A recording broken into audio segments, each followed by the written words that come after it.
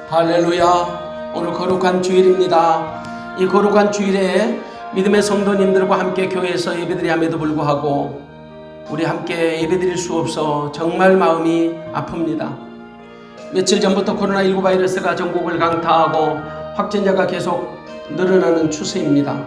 심히도 안타깝게 생각합니다. 무엇보다도 교회를 중심으로 확진자가 많이 나옴으로 인해 교회가 사회적인 도리와 책임을 제대로 감당하지 못한 죄송한 마음을 금할 길이 없습니다. 그래서 이번 주부터는 서울, 경기, 수도권의 모든 교회는 당분간 현장 예배를 드릴 수 없는 강제 명령이 발동하여 온라인 예배로 드리게 됩니다. 목사인 제가 우리 사랑하는 성도님들께 위로와 심심한 사과를 드립니다. 지금 여러분이 계신 곳은 대부분 가정일 것입니다. 오늘은 주일이기 때문입니다. 하지만 분명히 말씀드리지만 주일은 주일입니다. 믿음의 성도가 어디 있든지 하나님은 우리와 함께 계시기 때문에 여러분이 있는 그 현장에서 하나님 앞에 겸손하게 예배자의 자세를 취하시고 신령과 진정으로 예배하시기를 바랍니다.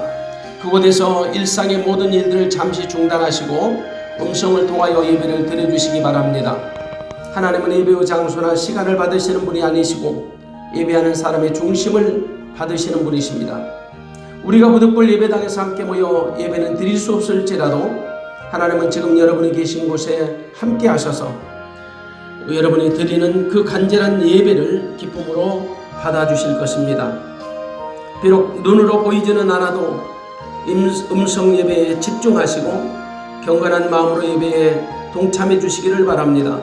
특별히 오늘 주일은 예배를 드리지 않는 날이 아니라 우리가 한 번도 경험해 본 적이 없는 예배를 드릴 뿐입니다.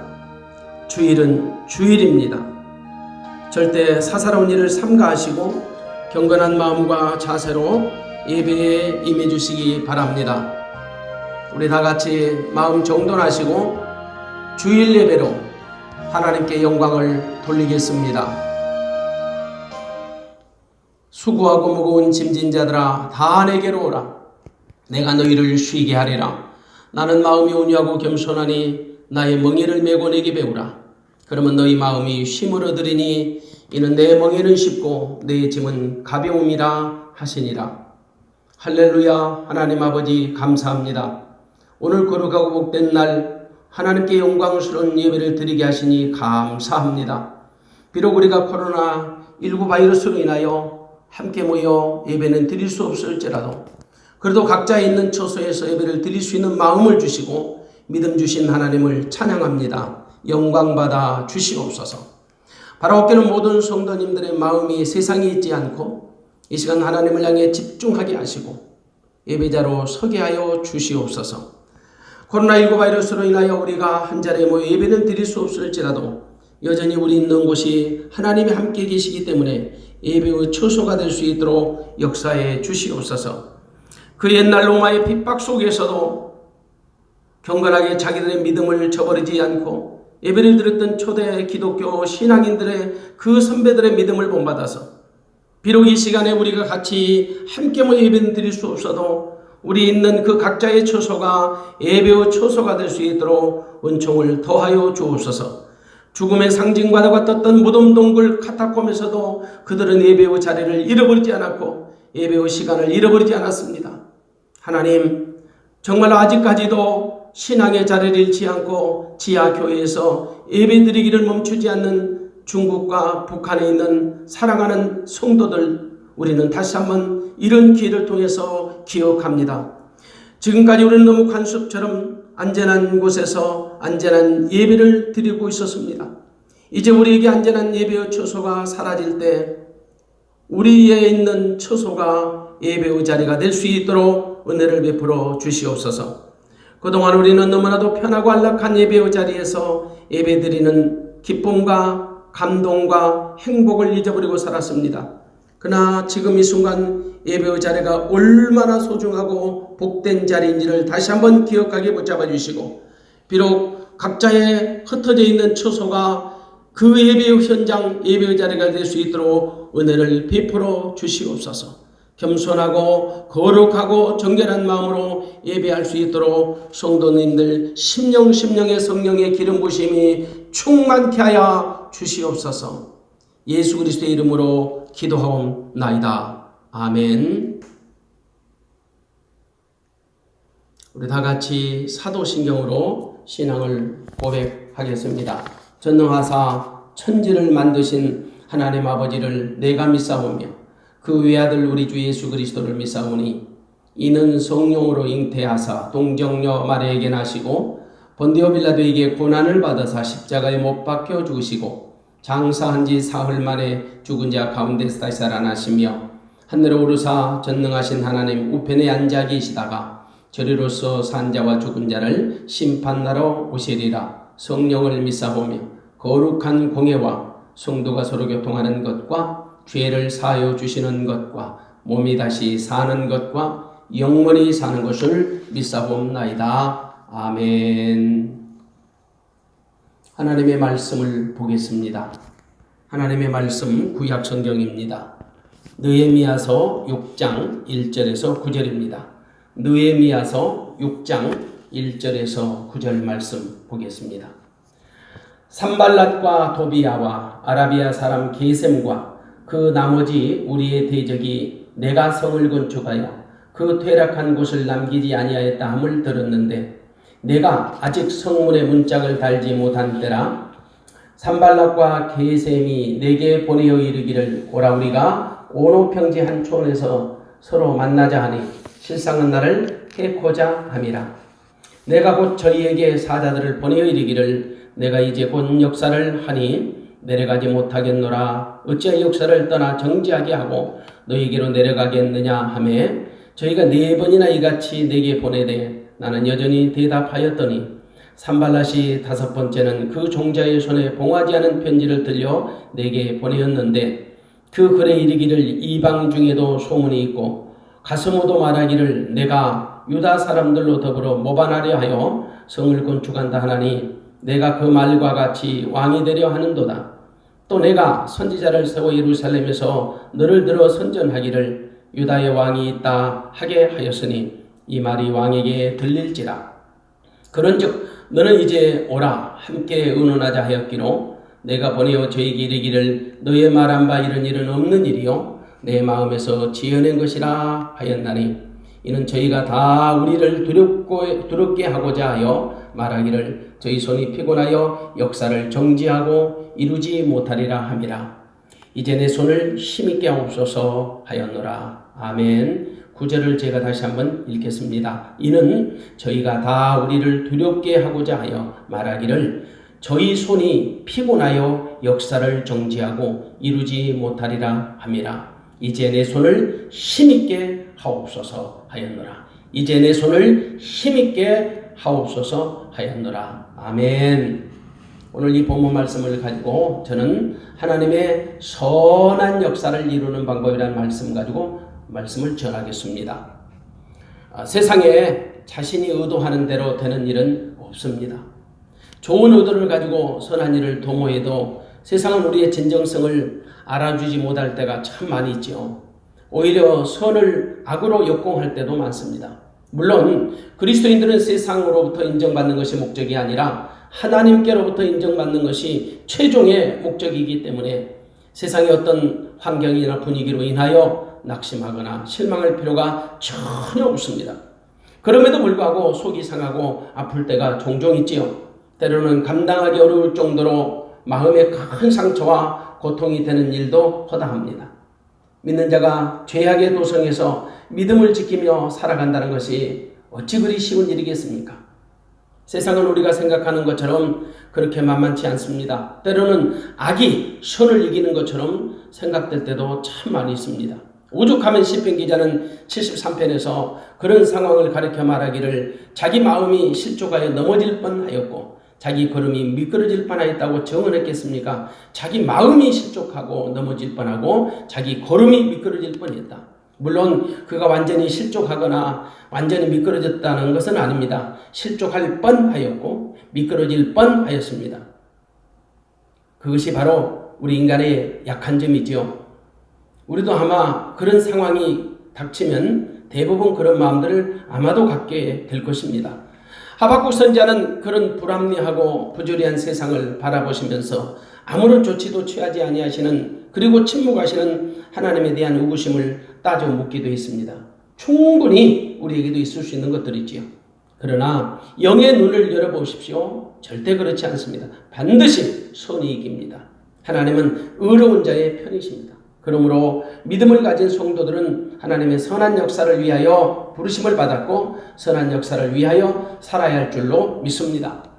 본문의 내용은 바로 이렇습니다. 바벨론 포로로 잡혀간 유다인들이 70년이 지난 후에 포로에서 풀려났습니다. 그러나 그들의 나라가 자주권을 영원히 회복한 것은 아니었지요. 단지 포로에서 귀환한 것뿐이었습니다. 그들은 3번에 걸쳐 귀환하게 되는데 에스라서는 첫 번째와 두 번째 귀환한 사람들의 일을 기록한 책이고 느헤미야서는 3번째 귀환한 사람들의 이야기를 기록한 책입니다. 아시다시피 첫 번째 포로 귀환은 유대 총독 수룹바벨을 선두로 하여 성전 재건을 위해서 했습니다. 두 번째는 율법에 정통한 학사 에스라를 필두로 하여 신앙 부흥운동을 전개했지요. 그리고 오늘 본문의 세 번째는 유대 지도자 느헤미야를 필두로 하여 무너졌던 예루살렘 성벽을 중건하는 일이었습니다. 그런데 모든 일이 그러하듯이 성벽을 재건하는 일이 어찌 그리 쉽겠습니까? 하나님의 사람이 하나님의 일을 하려고 하는 순간부터 사단은요 비상을 겁니다. 그러므로 우리는 하나님의 일을 함에 있어 반드시 흑암의 세력에 집요한 공격이 있다는 사실을 인정해야 합니다. 솔직히 수십 년 동안 무너진 상태로 방치되어 있던 예루살렘 성벽과 이 성문을 중건하는 일이 어찌 그리 쉬운 일이겠습니까? 예루살렘 성벽을 재건하는 비전과 미션을 받은 느헤미야의 역사가 하나님의 은혜가 없으면 절대 감당할 수 없는 것입니다. 예상한 것처럼 느헤미야의 사역은 처음부터 난관에 부딪혔습니다. 사단의 방해 공작이 치밀하고 집요했기 때문입니다. 사단은 공동체를 건들기도 하고 각자의 개인을 건들기도 합니다. 그래서 대표적으로 느헤미야 4장은 이 단체를 공격하는 내용이고요. 6장 읽었던 본문은 개인적인 방해를 기록하고 있습니다. 하지만 느헤미야는 좌절하지 않았습니다. 하나님이 주시는 믿음의 확고한 비전과 권세를 가지고 성벽 중건 공사를 이끌어갔습니다. 수없이 많은 방해 공작 속에서도 하나님의 도움을 힘입어 여기까지 온 것입니다. 이제 성벽을 쌓는 공사가 거의 마무리가 되어 갑니다. 마지막으로 한 단계가 남았는데 성문 문짝을 달면 됩니다. 1절을 제가 다시 한번 읽어드리겠습니다. 산발락과 도비아와 레바의 사람 게셈과 그 나머지 우리의 대적이 내가 성을 건축하여 그 퇴락한 곳을 남기지 아니했다함을 들었는데 내가 아직 성문에 문짝을 달지 못한 때라. 내가 아직 성문에 문짝을 달지 못한 때라. 이 부분이 우리에게 뭔가를 암시하고 있습니다. 이때가 위기라는 거죠.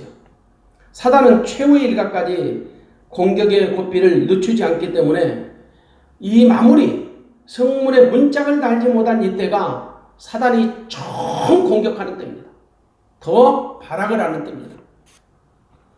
그래서 누군가 이런 말을 합니다. 비행기는 이륙할 때 5분, 착륙할 때 5분이 가장 중요하다는 거예요.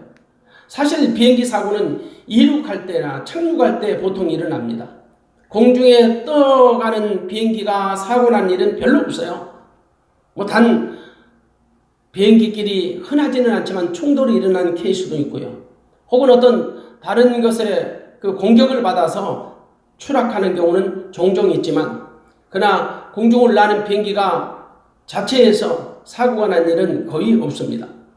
어쩌면 마치 오늘 이 본문에 나오는 성문 문짝을 달지 못한 때가 아마도 비행기 착륙 5분 전이 아닐까 싶습니다. 이제 성문 문짝만 달면 끝입니다.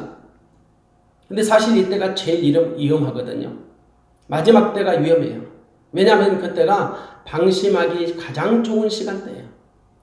예전에 우리 한국 축구의 그 고질병이라는 단어가 유행할 때가 있었습니다.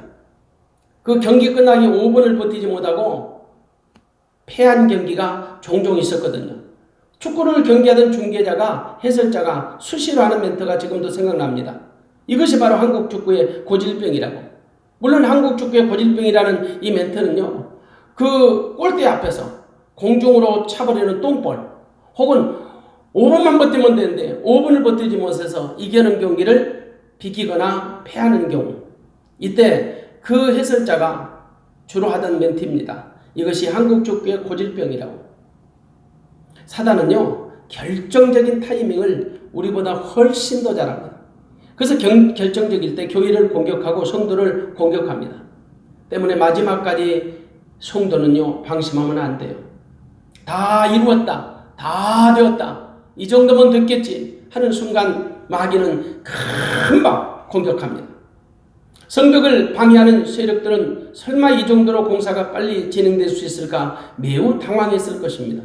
그래서 어떻게 해서든지 성문 문짝은 달지 못하도록 발악을 한 거예요. 근데 여러분, 사단은 한 가지만 공격하는 것이 아닙니다. 사단의 공격 루트는 다양합니다. 그 가운데 핵심적인 두 가지가 있는데, 하나는 전공법이고 하나는 은둔법입니다. 전공법은요, 오는 사자와 같이 정면 승부하는 거예요. 또 은둔법은 광명한 천사처럼 가장하여 은밀하게 투입하는 겁니다. 오는 사자와 같은 전공법은 당시에 산발랏이 주로 사용하는 방법이고, 광명한 천사처럼 은밀하게 공격했던 은둔법은 도비아가 사용하던 방법이었습니다. 그들은 여러 가지 덫을 준비해서 느헤미야를 공격했습니다. 그래서 가장 먼저 느헤미야에게 온오평지로 나와 친선회담을 갖자고 제안합니다. 느헤미야를 그곳으로 유인하여 죽이려고 한 거지요. 그들은 느헤미야를 살해함으로 성문을 다는 공사를 중단시키려고 한 겁니다. 느헤미야를 죽이면 그 공사가 다 중단된다는 것을 알기 때문에. 2절을 한번 읽어드리겠습니다. 산발락과 게셈이 내게 보내어 이르기를, 오라, 우리가 온오평지 한 촌에서 서로 만나자 하니 실상은 나를 해코자 함이라. 산발락과 게셈이 느헤미야를 초청합니다. 온오평지에 와서 우리가 한번 의논해보자, 이 말입니다. 근데 실상은 느헤미야를 해코지 하려고 그런 겁니다. 이 온오평지는 예루살렘과 사마리아 중간쯤에 있는 지점입니다. 사마리아 총독 산발락과 도비아와 아라비아 지도자 게셈 등이 위장된 전술을 가지고 온오평지로 나오라고 제안한 것입니다. 느헤미야는 영적 분별력을 가지고 있는 하나님의 종입니다. 그래서 그들의 제안을 금방 알아차렸습니다. 이들의 초청은 진정한 평화를 위한 목적이 아니고 느헤미야를 살해할 음모라는 것을 알았던 거지요. 저들의 사악한 목표가 뻔히 드러나 보인 겁니다. 느헤미야는 저들의 사악한 마음을 분별할 수 있는 영적인 눈을 가졌기 때문에 저들은 나를 해하고자 함이라, 저들은 나를 해코자 함이라, 그렇게 판단한 겁니다. 그러므로 우리는 느헤미야를 통해 하나님의 선한 역사를 방해하는 수많은 수막이 약한 것들을 물리치기 위해 어떤 자세를 취하는지를 알아보려고 합니다. 우리가 하나님의 선한 역사를 이루는 그 삶은 어떻게 하는가? 첫 번째, 길이 아니면 가지를 말아야 합니다. 길이 아니면 가지를 말자. 하나님의 선한 역사를 방해하는 자들의 특징은 아주 간사하고 무자비하며 집요합니다. 역시나 그들은 느헤미야에게 온오평지로 나오라고 전가를 보냈습니다. 이유는 딱 한 가지죠. 온오평지로 유인해서 느헤미야를 죽이려고 하는 음모였던 겁니다. 하나님의 사람 느헤미야가 그것을 모를 리 없습니다. 그들의 속셈을 금방 알아차렸지요. 그들의 악한 의도를 정확하게 파악하였기 때문에 단번에 거절할 수 있었습니다. 한마디로 하나님의 큰 역사가 너무나 바빠서 그런 하찮은 일에 갈 수 없다라는 것입니다. 3절입니다. 내가 곧 저에게 사자들을 보내 이르기를, 내가 이제 큰 역사를 하니 내려가지 못하겠노라. 어찌 역사를 떠나 정지하게 하고 너희로 내려가겠느냐 하며, 내가 지금 큰 역사를 하니 내가 너희에게 내려가지 못하겠다. 내가 어떻게 너희에게 이 큰 역사를 정지하고 멈추고 내려가겠느냐라고 단번에 거절한 겁니다. 하나님의 선한 역사를 방해하는 사단의 유혹 앞에 절대 타협하고 양보하면 안 됩니다. 단호하게 거절해야 합니다. 한마디로 길이 아니면 가지를 말아야 합니다. 시편 1편 1절입니다. 복 있는 사람은 악인의 꾀를 쫓지 아니하고 죄인의 길에 서지 아니하며 오만한 자의 자리에 앉지 아니하고. 그렇습니다. 우리는 분명히 이 악한 사단의 유혹 앞에서 양보하거나 타협하거나 같은 그들의 협상의 테이블로 우리가 초청받았을지라도 단호하게 거절할 수 있는 믿음의 용기가 필요합니다.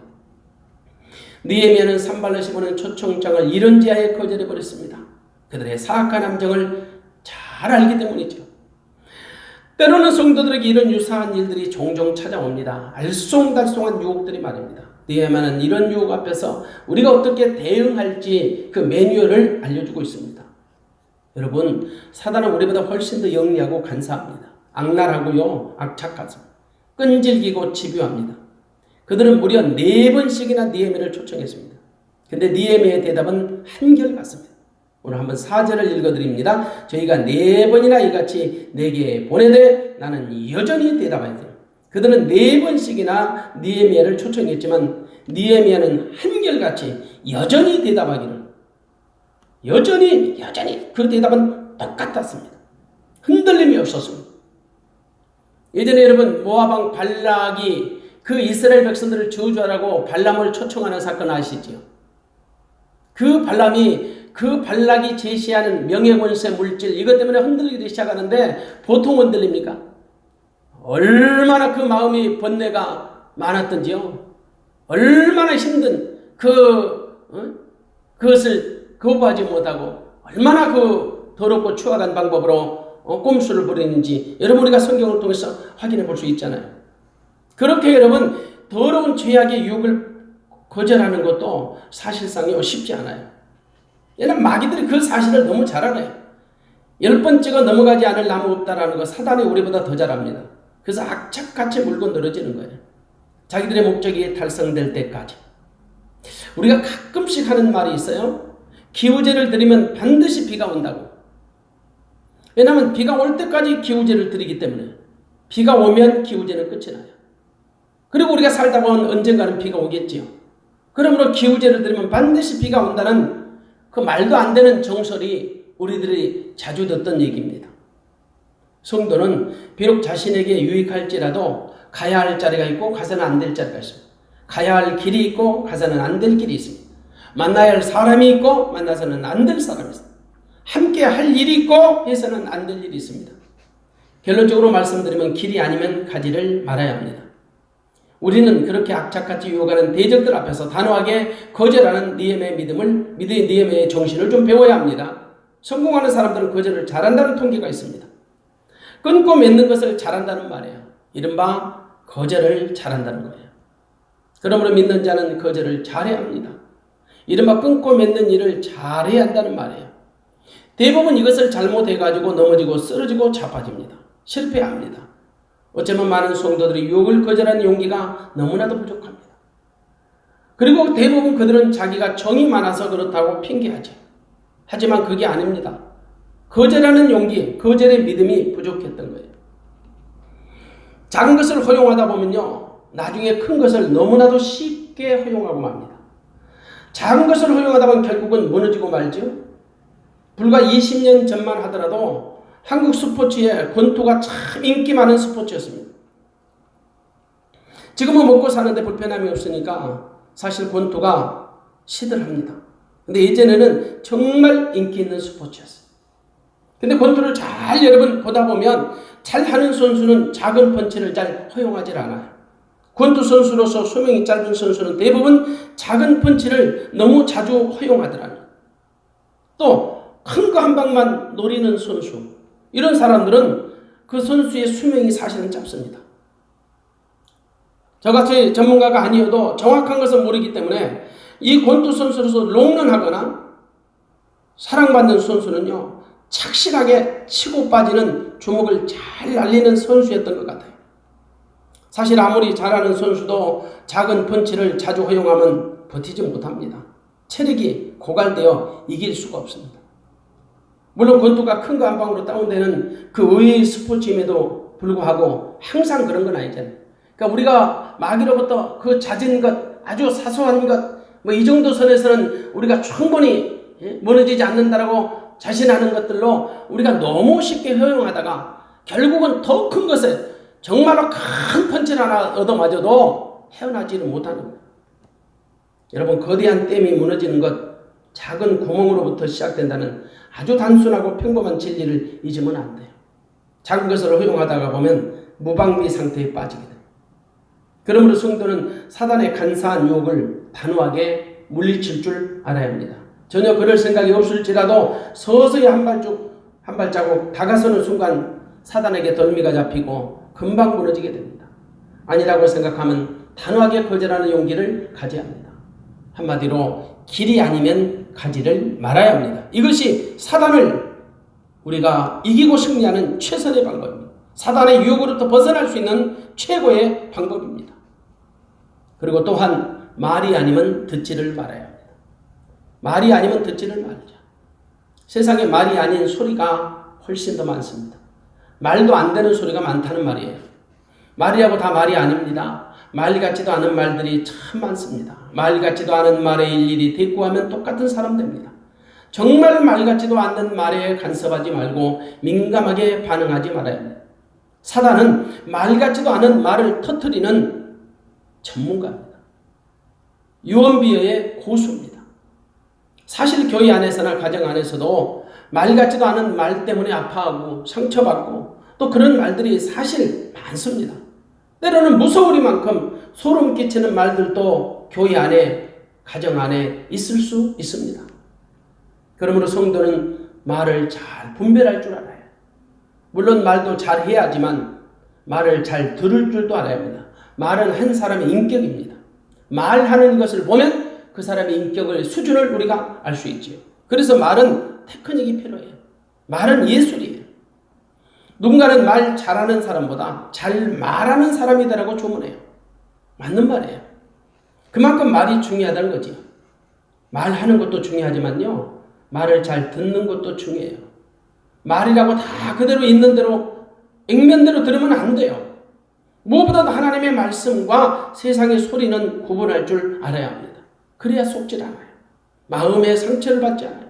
솔직히 우리 주변에 말로 인하여 받은 그 상처 때문에 아파하는 자들이 얼마나 많은지 모릅니다. 교회 안에도 마찬가지죠. 어쩌면 성도들의 대부분의 말은 말로 상처를 입을 겁니다. 때문에 말을 잘 분석하는 지혜가 있어야 합니다. 말을 잘 분석한다는 것은 말하는 의도를 잘 파악하라는 말이에요. 그래야 말의 뜻을 알고 이해할 수 있거든요. 말에도 기가 있어요. 그래서 말을 잘 알아듣지 못하는 사람을 말귀를 못 알아듣는다고 책망합니다.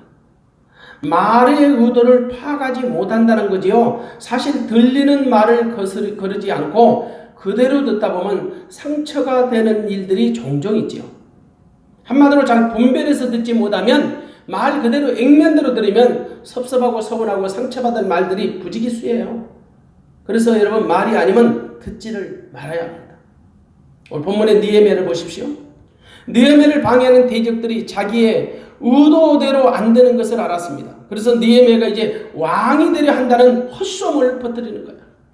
정말 말 같지도 않은 말이지. 느헤미야의 진심을 왜곡시키는 아주 파렴치한 말이에요. 당시 느헤미야는 바사왕 아닥사스다 왕의 술관으로 있다가 왕의 특별한 배려를 받아 예루살렘의 3차로 기원하여 성벽을 재건하는 일에 심혈을 기울이고 있었습니다. 오직 목표는 그거 하나밖에 없어요. 어떤 사심도 있을 수가 없었어요. 오직 자기 동족의 아픔에 동참하여 예루살렘 성벽을 재건하려는 생각 외에는 아무것도 없었습니다. 그런 느헤미야를 감히 이토록 모함하다니. 이것은 바사 왕에 대한 반역입니다. 그 느헤미야의 생사가 걸린 문제입니다. 자칫 느헤미야가 중형을 피할 수 없는 사악한 중상모략에 해당되는 말이죠. 중상모략에 해당되는 말이에요. 사단은 근거 없는 말을 이렇게 유포시켜서 간사하게 참소합니다. 어떤 아이가 자기 엄마에게 이런 질문을 하더랍니다. 엄마, 도둑질하는 것과 거짓말하는 것 가운데 어떤 것이 더 나빠요? 엄마가 대답하기를 글쎄 도둑질하는 것이 나쁘지 않겠니? 라고 했더니 아이가 이렇게 대답을 하더랍니다. 엄마, 그렇지 않아요. 도둑질한 물건은 다시 돌려줄 수 있지만 거짓말은 다시 돌려줄 수 없잖아요. 여러분 참 지혜롭지요? 여러분 동의하십니까?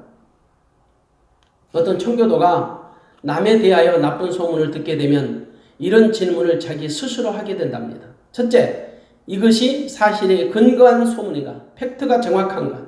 둘째, 내가 이것을 본인에게 직접 확인해 보았는가?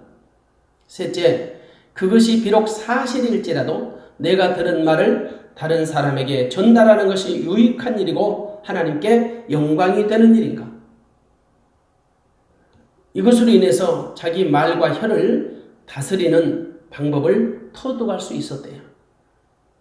첫 번째, 이것이 사실에 근거한 소문인가? 둘째, 이것을 본인에게 내가 직접 확인해 보았는가? 세 번째, 이것으로 인하여 하나님께 영광이 되는가? 참 지혜로운 방법 같습니다. 때로 우리가 살다 보면 전혀 근거 없는 말이나 정말 가당치도 않은 억울한 말을 들을 때가 있습니다. 그럴 때 우리는 어떻게 반응합니까? 대부분의 사람들은 자기를 변호하거나 변명하기 아마 바쁠 겁니다.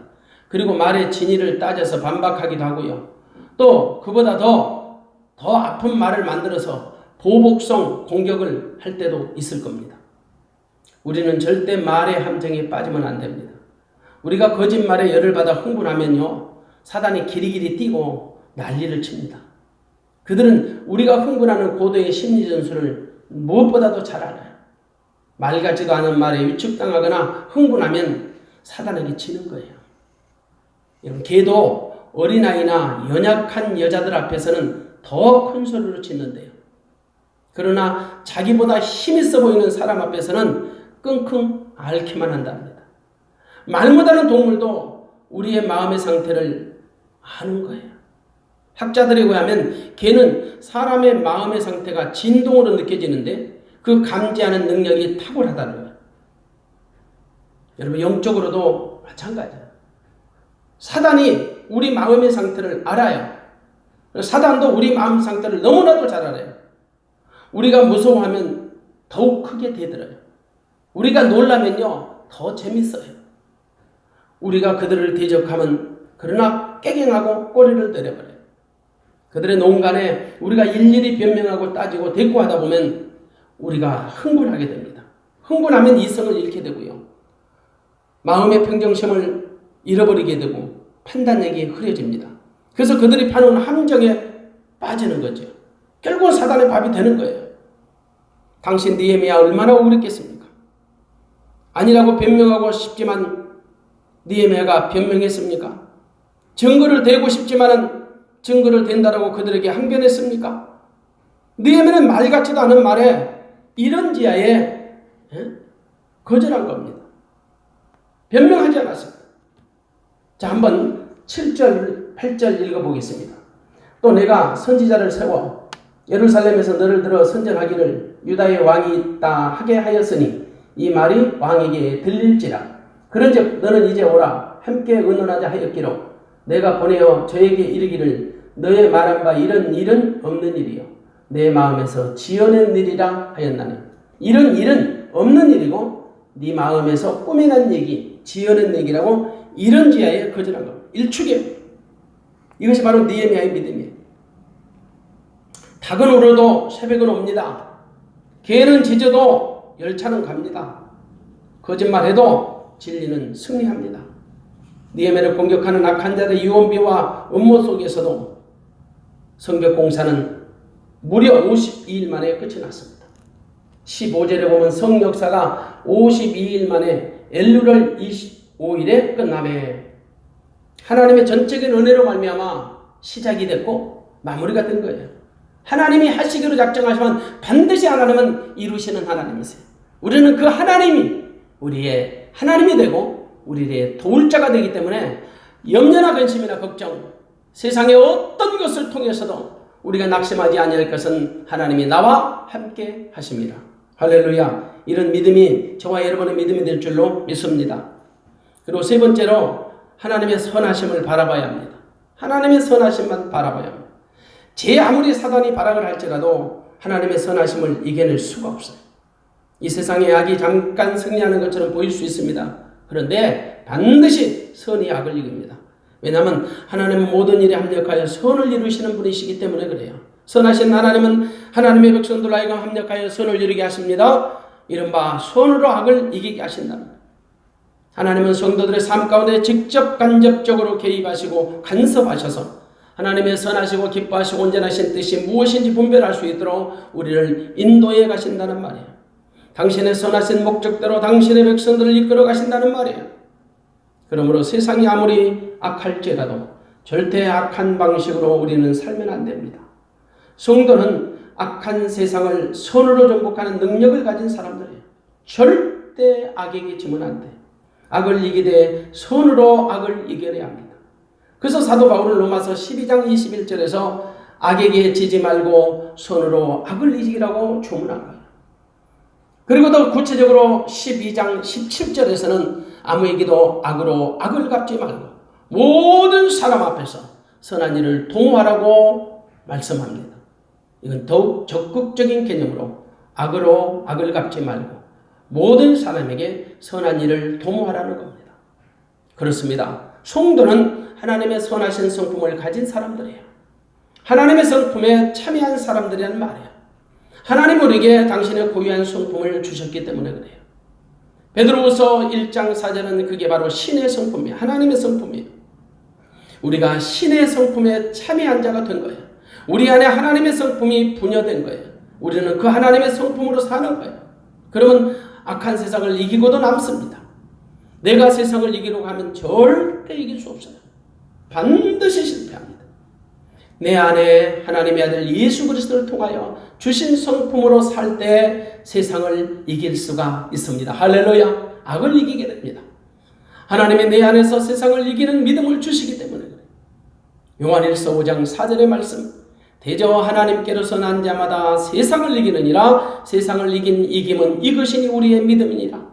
우리가 하나님께 난 자예요. 하나님의 난 자라는 것은, 하나님께 난 자는 하나님이 우리에게 세상을 이기는 믿음을 주셨기 때문에 가능합니다.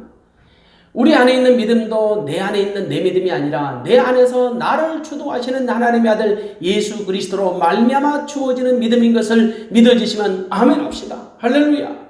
주님이 주는 믿음이에요. 비록 우리가 성도라 할지라도 내 힘으로 세상을 이기려고 하면 백전백패입니다.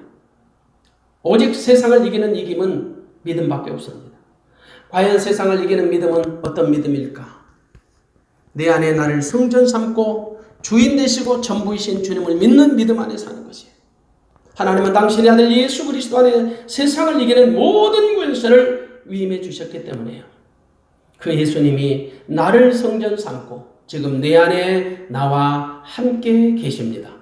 그러므로 우리는 내 안에 계시는 예수 그리스도 우리 주만 바라보고 그분의 도우심을 전적으로 간구해야 될 줄로 믿습니다. 그러면 주님께서 내 안에서 나를 통하여 일하기를 시작하십니다. 그분이 일하시면 원수막이 약한 것, 지저분하고 더러운 것 한 길로 왔다가 7길로 쫓겨나갈 줄로 믿습니다. 그러나 내 힘과 내 능력으로 싸우면요 완전히 패합니다. 망신당합니다. 우리는 내 안에 계시는 주님, 그분의 능력을 믿고 그분의 능력을 제한 없이 사용하며 살아야 합니다. 그분의 능력으로 세상의 악한 것을 이긴다는 것은 이긴다는 것을 분명히 보여줘요. 우리가 이기는 것이 아니라 내 안에 계신 주님의 이름으로, 주님의 능력으로, 주님의 은혜로 이긴다는 것을 내 주변 모든 사람들에게 보여줘야 합니다. 그래서 악을 악으로 갚지 말고 선으로 대하라는 말이에요. 우리는 잠잠히 하나님의 선하신 도우심을 간구해야 합니다. 절대 악한 세력들 앞에서 기죽지 말아야 합니다. 낙심하면 안 됩니다. 두려워하면 집니다. 비록 우리 손이 두려워서 내려갈지라도 우리 손을 여전히 붙잡고 계시는 하나님이 나와 함께 계십니다. 우리는 그 하나님을 절대적으로 신뢰합니다. 비록 지금 우리 손이 피곤하여 내려갈지라도 우리 손을 힘있게 붙드시는 하나님의 능력의 손을 절대적으로 의지하십시오. 느헤미야는 수많은 원수들이 사역을 방해했지만 겁내지 않았습니다. 그럴수록 더욱 자기 손을 힘있게 붙드시는 하나님을 적극적으로 신뢰했습니다. 의지했습니다. 하나님이 잡으시는 손은 악한 것들을 물리쳐 주시는 능력의 손입니다. 자기의 원통함을 신원해 주시는 긍휼하시는 손입니다. 제가 다시 한번 9절을 읽겠습니다. 이는 저희가 다 우리를 두렵게 하고자 하여 말하기를 저희 손이 피곤하여 역사를 정지하고 이루지 못하리라 함이라. 이제 내 손을 힘있게 하옵소서. 이제 내 손을 힘있게 하옵소서. 느헤미야는 하나님께 간구했습니다. 자기 손을 힘있게 해달라고. 느헤미야도 연약한 인간입니다. 충분히 손이 떨어뜨릴 수 있습니다. 충분히 그도 낙심할 수 있습니다. 근데 한결같이 그는 하나님을 신뢰했습니다. 하나님은 느헤미야의 하나님 되셨습니다. 느헤미야의 전부가 되셨습니다. 우리가 하나님을 믿는다고 하면서도 하나님이 자기 인생의 한 부분도 안 된다고 생각하는 사람들이 참 많습니다. 전능하신 하나님을 무능한 하나님으로 전락시켜버리는 사람들이 많습니다. 하지만 느헤미야는 그렇지 않았습니다. 하나님은 절대적이었습니다. 그는 그의 인생의 전부가 하나님께 속해 있다고 믿는 믿음을 가졌어요. 하나님을 전부로 믿는 자는 세상의 어떤 욕이나 환난 속에서도요 겁내지 않아요. 당당하게 승리할 수 있습니다. 선을 행하다가도 낙심하지 않습니다. 반드시 자기와 함께 하시는 하나님이 자기를 적극적으로 도와주심을 믿는 믿음이 있기 때문입니다. 그러므로 우리는 자신감을 갖고 세상 앞에 당당하게 서야 합니다. 찬송가 393장 3절에 가사 말씀이지요. 악한 마귀 제 아무리 강할지라도 우리들의 대장 예수 앞서가시니 두려워 말고 용기 있게 힘써 싸우세요. 최후 승리를 얻을 때까지 일심으로서 힘써 싸우세요. 일심으로서 힘써 싸우세요. 마귀들의 군사들과 힘써 싸워서 성전고를 올리기까지. 그렇습니다. 우리는 모두 세상을 이기는 하나님의 군사입니다. 우리 대장 되신 예수 그리스도 안에 우리가 소집된 하나님의 거룩한 군사입니다. 그리하여 하나님의 선한 역사를 창조하는 믿음의 일꾼 되시기를 주님의 이름으로 축원합니다. 지금 세상에서 교회가 또 믿음의 성도가 걷잡을 수 없이 비난을 당하고 비방받는 시대가 되었습니다. 우리의 또 잘못한 부분도 일정 없지 않아 있지만 그럼에도 불구하고 모든 잘못을 교회와 믿음의 성도가 잘못한 것처럼 프레임으로 몰아가는 것 동의하지 않습니다. 참 가슴 아픈 일이지요. 여러분 절대 낙심하지 마십시오. 염려하지 마십시오. 하나님이 우리와 함께 계십니다. 이기고 당당하게 선한 싸움 싸우고 하나님께 영광 돌리는 저와 여러분들 되시기를 주님의 이름으로 축원합니다. 아멘. 기도하겠습니다. 하나님 아버지 감사합니다. 오늘 주신 하나님의 말씀처럼 우리가 하나님의 선한 일꾼 되어 선한 역사를 이루기를 원합니다. 세상은 온통 하나님이 하시는 일을 방해하며 회방하는 일이 어쩌면 일상처럼 되어버렸습니다. 어떻게 해서든지 원수 마귀는 하나님의 사역을 방해하고 하나님의 교회를 공격하며 믿음의 성도를 비방하기에 골몰합니다. 그럼에도 불구하고 하나님은 여전히 우리와 함께 계심으로 절대 우리 손을 놓지 아니하시고 힘있게 붙드셔서 세상을 이기는 믿음 안에 살게 하신 것을 감사합니다. 하나님께서 우리와 함께 계심으로 우리를 붙잡아 주심으로 결코 우리는 악한 세력에 지지 않고 무너지지 않음을 고백합니다. 항상 내 안에서 나와 함께 계시는 우리 주님이 내 손잡아 이끄시고 나를 붙드사 하나님의 선한 역사를 이루게 하옵소서. 우리가 믿음의 선한 일꾼 되어 하나님의 큰 역사를 감당할 수 있는 신실한 종들이 되게 하옵소서. 모든 말씀 감사하며 예수 그리스도의 이름으로 기도하옵나이다. 아멘. 광고 드리겠습니다. 지금 우리는 너무나도 익숙치 않은 예배를 드리는 가운데 있습니다. 그래도 예배는 예배입니다. 하나님께 영광스러운 예배 드린 줄로 믿습니다. 물론 동영상을 준비해서 시청각적인 예배를 드리게 해드려야 하는데 너무 갑자기 일어난 일이고 미처 준비하지 못해서 죄송한 마음 금할 길이 없습니다. 그럼에도 불구하고 예배를 드린 모든 성도님들 주의 이름으로 환영하고 사랑하고 축복합니다. 오늘 예배에 동참하신 모든 성도님들 마음속으로 새겨서 정말 축복하고 사랑합니다. 그리고 서로를 위해서 기도해 주시기 바랍니다. 특별히 지금 병원에 입원해서 치료 중에 계시는 우리 두 분 권사님과 집사님을 위해서 기도해 주시기 바랍니다. 홍경희 권사님이 지금 입원해서 계십니다. 유상숙 집사님이 입원해서 계십니다. 두 분 다 지금 고대병원에 입원해 계시는데 특별히 기도 많이 좀 부탁합니다. 그리고 오늘 예배 드리면서 헌금 문제, 예종교회 헌금 계좌가 있습니다. 예종교회란 이름으로 헌금 계좌가 있는데 그 계좌번호를 제가 알려드리면 거기에다가 헌금을 온라인으로 드리면 제가 헌금 장부에 잘 기입하고 주보에 올리겠습니다. 계좌를 송금할 때 이름과 헌금 명목을 적어주시기 바랍니다. 11조는 11조라고, 감사헌금은 감사헌금, 성교헌금은 성교헌금, 이런 명목을 적어주시면 헌금 장부에 기입하기가 쉽겠습니다. 왜냐하면 성도 중에 몇 분이 지금 예배를 드릴 수 없는데 헌금은 준비해 두었는데 어떻게 하느냐고 가끔씩 질문을 했습니다. 나중에 예배 드릴 때 오셔서 드리라고 했지만 그래도 마음에 좀 부담스럽고 불편해서 어떻게 하면 그 헌금을 드릴 수 있을까, 이런 문의를 종종 합니다. 그래서 교회 이름으로 된, 예전교회 이름으로 된 그 농협 통장이 계좌가 개설되어 있으니 제가 알려드리겠습니다. 부득이 계좌 송금이 힘들고 어려우신 분들은 헌금을 잘 준비해 놓으셨다가 다음 예배에 나오실 때 하나님 앞에 드리면 되겠습니다. 어쩌면 이번 주와 최소한 다음 주일 한 주 정도는 아마도 현장 예배를 드리지 못하고 온라인 예배로 드려야 할 것 같습니다. 다소 불편하고 어려우시더라도 주일인 곳 있는 곳에서 예배를 드리신다는 것 잊지 마시기를 바랍니다. 왜냐하면 주일 신앙이 무너지면 삶이 무너집니다. 주일 예배가 무너지면 여러분의 신앙이 무너집니다. 모쪼록 우리 예종교회 성도님들 진심으로 사랑합니다. 믿음 안에서 견고하게 세워져서 하나님의 큰 역사, 이 말세에 하나님의 큰 역사를 이루는 믿음의 종들이 되어지시기를 주님의 이름으로 축복합니다. 제가 기도하고 축도함으로 예배를 폐하겠습니다. 하나님 아버지 감사합니다. 오늘도 예배에 참여한 모든 사랑하는 성도님들을 축복하여 주옵소서. 저들의 가정을 축복하시고 저들의 자녀를 축복하여 주옵소서. 저들의 간절한 소원이 이루어지게 하시고 저들의 삶에 기쁨과 행복과 성령의 충만함이 있게 하여 주시옵소서. 삶의 근심이나 걱정이나 불안이나 초조나 염려나 우환이나 질고가 없게 하여 주시옵소서. 어디 있든지 저들의 마음을 평안케 하시고 무슨 일을 하든지 형통케 하옵소서.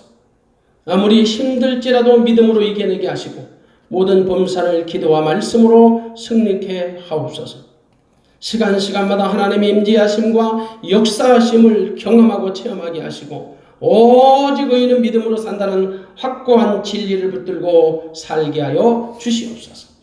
예수님 이름으로 기도하옵나이다. 아멘. 지금은 우리 주 예수 그리스도의 구원의 은혜와 하나님 아버지의 무한대하신 사랑하심과 성령 하나님 감동감화 역사교통 충만하신 은혜가 오늘 말씀을 듣고 하나님의 선하신 방법으로 세상을 이기고 승리하여 하나님께 모든 영광을 돌리기로 작정한 사랑하는 성도님들 머리머리 위에와 저들의 가정과 사업과 직장과 삶의 형편과 일가와 친척과 자녀와 머리선 위에 지금부터 영원토록 함께 있을지어다. 아멘.